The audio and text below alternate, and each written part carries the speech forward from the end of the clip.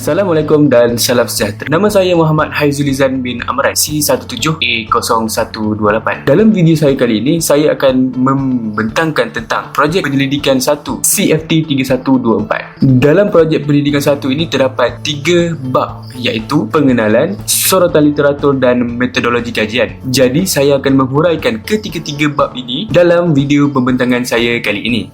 Tajuk projek penyelidikan saya adalah kajian video e-pembelajaran berkonsepkan video penerangan iaitu explainer video di kalangan pelajar Politeknik Muazzam Shah. Kaedah pengajaran merupakan aspek penting dalam proses pengajaran dan pembelajaran. Kaedah penyampaian yang tepat mampu memberi kesan kepada murid memahami ilmu yang disampaikan. Seterusnya adalah permasalahan kajian. Menurut Khairul Anwar Abdul Rahman, tinjauan telah dilakukan di institusi latihan vokasional di mana beliau mendapati terdapat masalah pembelajaran dalam bidang jurulatrik. Menurut beliau lagi, pelajar dari jurusan tersebut tidak mempunyai masa dan menyebabkan pensyarah tidak berkesempatan untuk melakukan pengulangan pembelajaran secara teori maupun praktikal. Oleh itu, dari kajian tersebut, pengkaji mendapati bahawa penggunaan video dalam pembelajaran masih kurang digunakan dan kurangnya kaedah yang lebih efektif.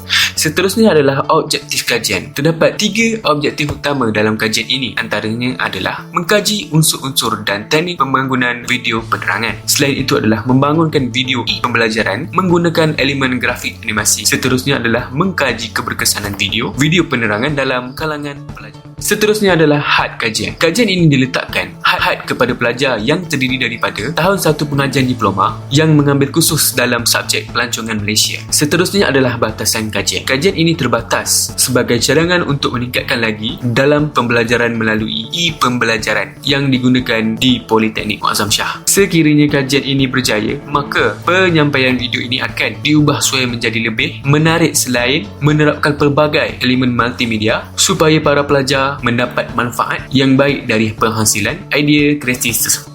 Seterusnya adalah bab 2, iaitu tinjauan literatur. E-pembelajaran di industri atau di tempat kerja merupakan satu inovasi utama dalam isu latihan semula. Pembelajaran berterusan dan pembangunan sumber manusia yang semakin menular di persekitaran syarikat-syarikat korporat dan multinasional. Selain itu, menurut Alizah Lamri, kelas masa hadapan tidak akan lagi tertumpu dalam bilik darjah sahaja. Sebaliknya, proses pengajaran dan pembelajaran berlaku dalam tempoh 24 jam sehari, yang mana pelajar itu sendiri dapat menentukan masa dan tempat mereka untuk belajar. Selain itu, menurut Khairul Anwar Abdul Rahman, beliau mendapati video adalah teknologi yang melibatkan penangkapan elektronik, pemprosesan, rakaman, penyimpanan, penghantaran dan membina semula urutan imej yang mewakili babak dalam gerakan supaya dapat memberi maklumat yang berkesan kepada penerima. Seterusnya adalah bab 3, iaitu metodologi kajian. Dalam kajian ini, bab ini adalah antara bab yang paling terpenting untuk melaksanakan kajian. Dalam kajian ini, pengkaji menggunakan kaedah reka bentuk instruksional iaitu model Eddy Design kerana kaedah ini adalah antara kaedah yang membantu pengkaji melaksanakan kajian dengan lebih mudah. Dalam melaksanakan kajian menggunakan model Eddy, terdapat 5 fasa utama yang terdiri daripada analisis, reka bentuk iaitu design, pembangunan iaitu development, pelaksanaan iaitu implementation dan akhir sekali adalah penilaian evaluation. Dalam analisis terdapat beberapa bahagian yang terpenting sebelum melaksanakan reka bentuk dan pembangunan. Antaranya adalah persampalan. Dalam persampalan ini, pengkaji mengecilkan skop dengan mengambil 100 orang pelajar Politeknik Muazzam Shah sebagai sampel kajian.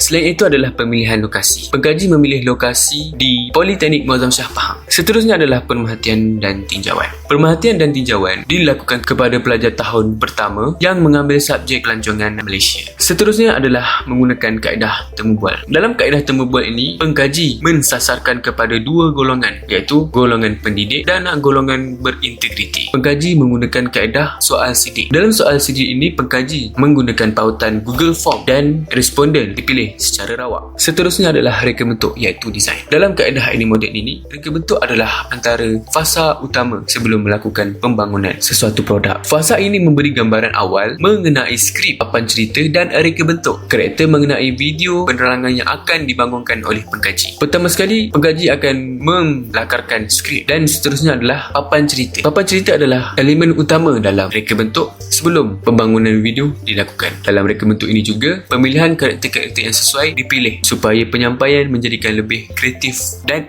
inovatif. Seterusnya adalah pembangunan, iaitu development. Fasa ini akan memberi perincian tentang pembangunan yang akan disediakan. Selain itu, pengkaji akan menyediakan sebuah video lengkap melalui proses daripada fasa pertama hingga fasa kedua tadi. Seterusnya adalah pelaksanaan. Dalam pelaksanaan ini merujuk kepada pembangunan reka bentuk dilaksanakan mengikut keperluan pelajar.